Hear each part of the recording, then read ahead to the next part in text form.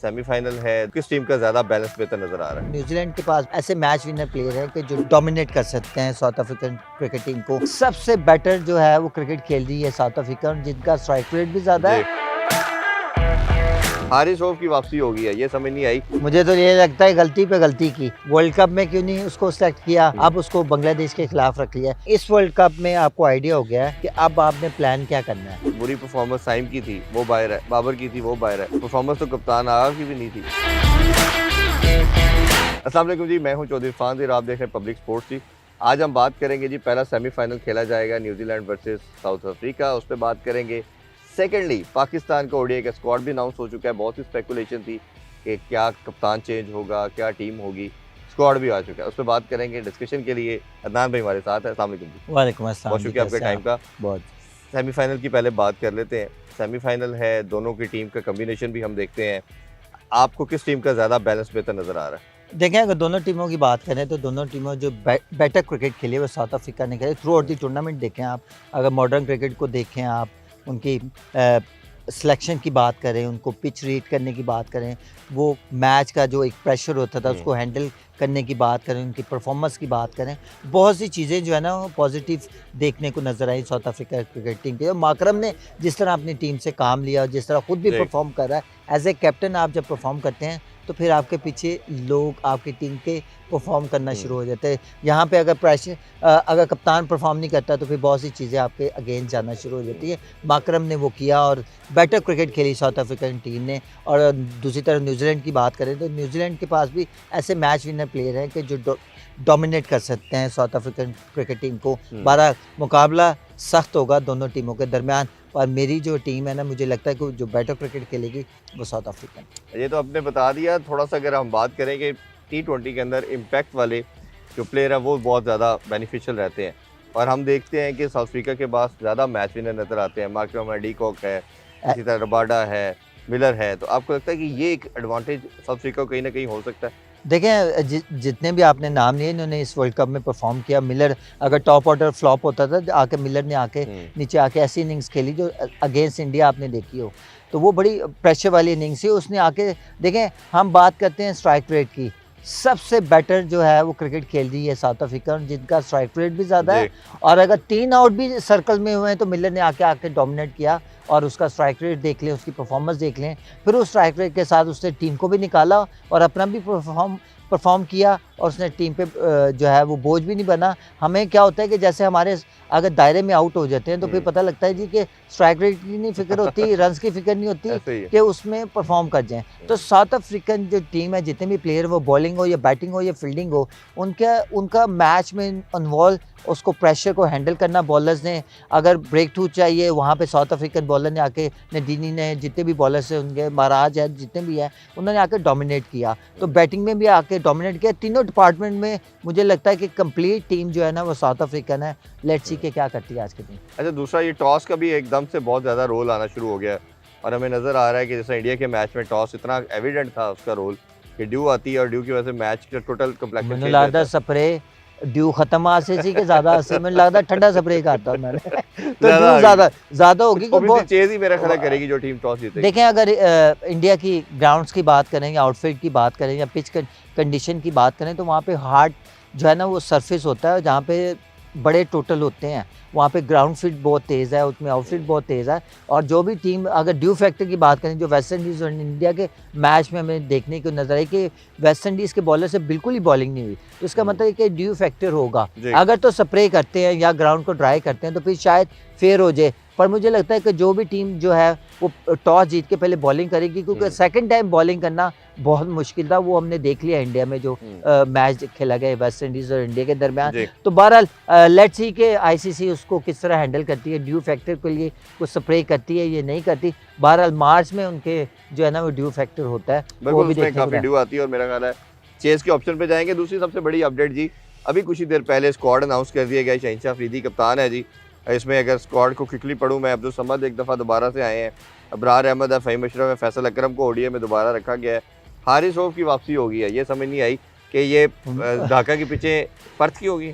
नहीं, मुझे तो ये लगता है गलती पे गलती की आपने, ज़्यादती की कि उसको वर्ल्ड कप में नहीं लेके गए। वो भी कंडीशन एशिया की कंडीशन की बात करें तो इंडिया, पाकिस्तान और बांग्लादेश की जो पिचेस की कंडीशन है ना, या उसमें बाउंस है या वो जिस तरह उसके वहाँ पे बैटिंग होती है या जिस तरह बॉलिंग है, तो सेम है कंडीशन। वाई वर्ल्ड कप में क्यों नहीं उसको सेलेक्ट किया, अब उसको बांग्लादेश के खिलाफ रख लिया? क्या हम वर्ल्ड कप में उसको यूटिलाइज नहीं कर सकते थे? और जिस तरह वो हमारे पास जिस तरह का बॉलर था, बीच में आके पुराने बॉल के साथ वो बॉलिंग करता मेरा है। मानना ये बहरहाल है कि अदनान भाई, अगर आपका विकेट टेकर है और एक ही बॉलर था जिसका 145 प्लस नॉच की बॉलिंग करता था, आप उसको मिडिल में यूज कर लें, ना आप करें डेथ ओवर में, आप डेथ ना ओवर के ना करें। करें। हाँ देखिए ठीक है, आप जैसे पावर प्ले खत्म होता है तो हाँ जी, अगर पावर प्ले काबिल में है। अगर आपको 2-3 विकेटें मिली हों, जैसे हमने इंग्लैंड के अगेंस्ट कर दी, जी अगर हारिस होता, इब्रार होता, क्या फ़ायदा नहीं होना था हमें?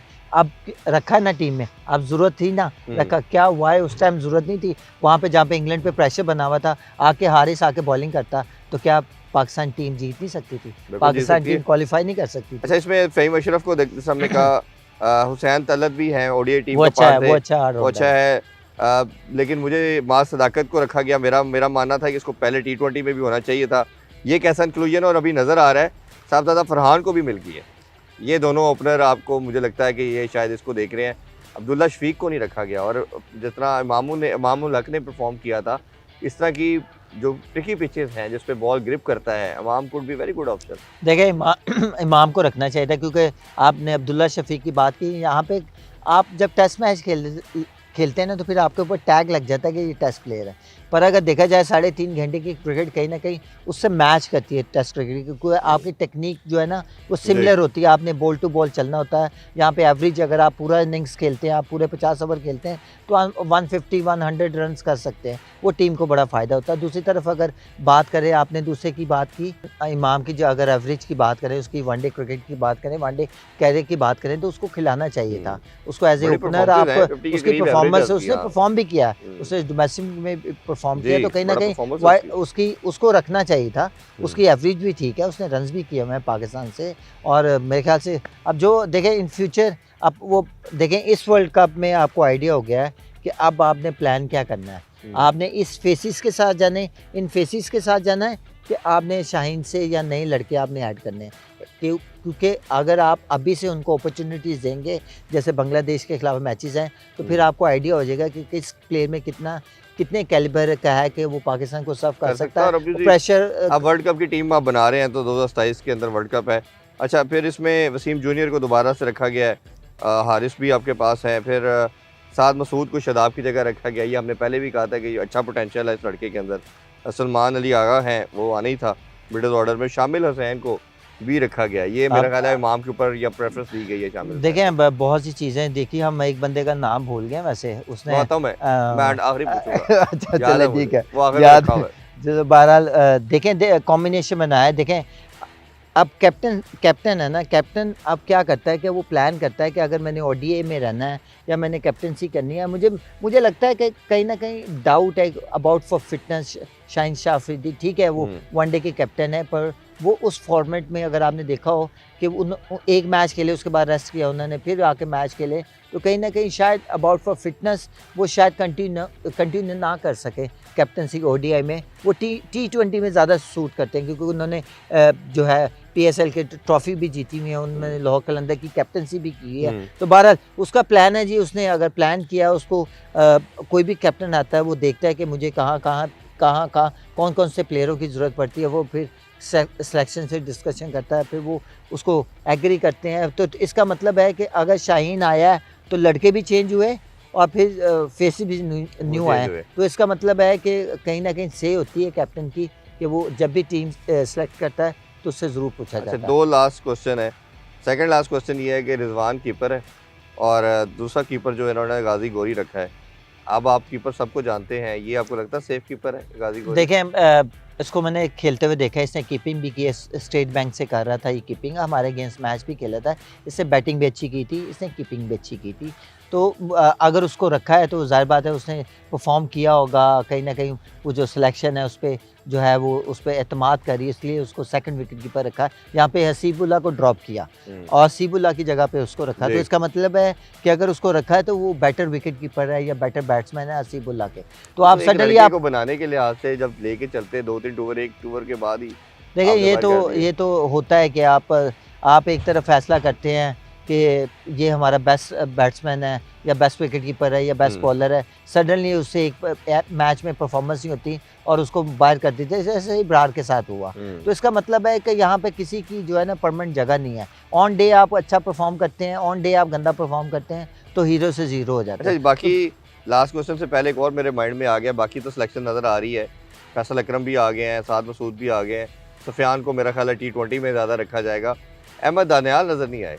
हाँ, ये क्वेश्चन मार्क है। एक अच्छा तगड़ा ऑलराउंडर आपके पास था और जिस तरह से डेथ बॉलिंग की है, आपको नहीं ख्याल कि यही तो अब देखें ना, अब हम कहते रहे through out the world cup कि हमारे पास कोई डेथ के लिए कोई ऐसा बॉलर नहीं है जो डोमिनेट करे, और मेरे ख्याल से सबसे बेस्ट चॉइस ही था अहमद दानियाल। उसने परफॉर्म भी किया, उसने बॉलिंग भी ऐसी की, वो आके बड़ी अच्छी बॉलिंग करता था, बैटिंग भी अच्छी करता था और फील्डर भी बहुत अच्छा एथलीट है वो। तो ऐसे प्लेयर जो है ना, वो जितने भी आपके सर्किट में लड़के सबसे ज्यादा फिट वो है। वो ऑफ कोर्स उसकी जो फिटनेस देखा था, जितना उसका फिटनेस लेवल था, वो जिस तरह का क्रिकेटर है वो डोमिनेट भी करता है, इन्वॉल्व भी होता है और फिर परफॉर्म भी करता है। उसको थोड़ी सेंस भी है कि पुराने बॉल के साथ कैसे बॉलिंग करनी है। तो मेरे ख्याल से उसको होना चाहिए था, इस टूर पे ज़रूर होना चाहिए था, क्योंकि कहीं ना कहीं प्रेशर बहुत ज़्यादा बना हुआ था कि अहमद दानियाल क्यों नहीं है वर्ल्ड कप में। वर्ल्ड कप तो ये वाला जो टूर था उसको देना चाहिए था, उसको पूरे के पूरे मैच खिलाते, फिर लेट्स सी देखते कि उसको जो है कंटिन्यू करना है या नहीं करना। तो बहुत से क्वेश्चन मार्क है।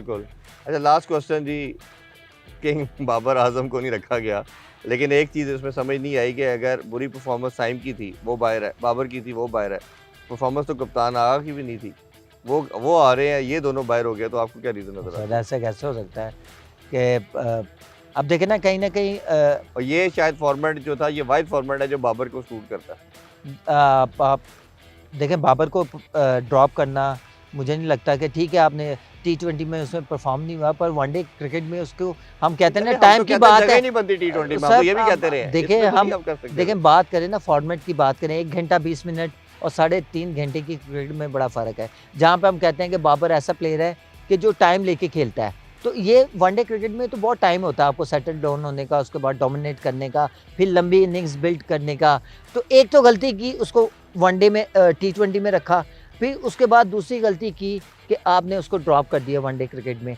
तो क्या दोनों को बैलेंसिंग होना चाहिए था। अगर मैं तो इस चीज़ से बड़ा ही बाबर से हुआ कि अगर उसको नंबर 4 पे कहा था खेलने को, तो मेरे ख्याल से बाबर को मना कर देना चाहिए था, क्योंकि नंबर 4 पे उसकी गेम नहीं है, वो खेलता ही वन डाउन ओपन है।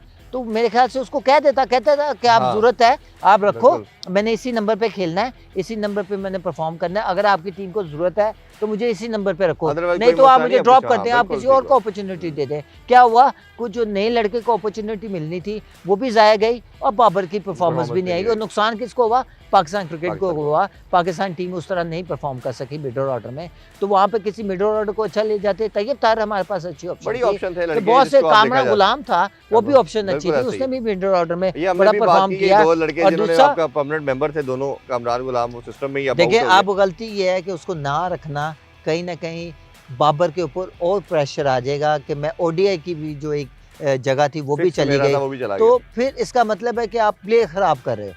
आप उससे बात करो, उससे बात करके, क्या उससे बात की गई कि वनडे से उसको ड्रॉप कर रहे हैं? ऐसा आई डोंट थिंक सो कि हुआ होगा। अगर उससे बात हुई होगी, आपने 2027 के वर्ल्ड कप को नजर में रखना है और आप उसकी तैयारी है, ठीक है। इसमें मेरा ख्याल है गपशप लगाते रहे। दाना भाई बहुत शुक्रिया आपके टाइम का, आपने जी हमारी डिस्कशन सुनी। आपको जो स्क्वाड आया है या उसके अलावा आपकी हमारी राय से अगर आप एग्री करते हैं तो कमेंट सेक्शन में ज़रूर बताइएगा, और इंशाल्लाह फिर आपसे कल दोबारा मिलते हैं। अपना ख्याल रखें, अल्लाह हाफिज़। पाकिस्तान जिंदाबाद।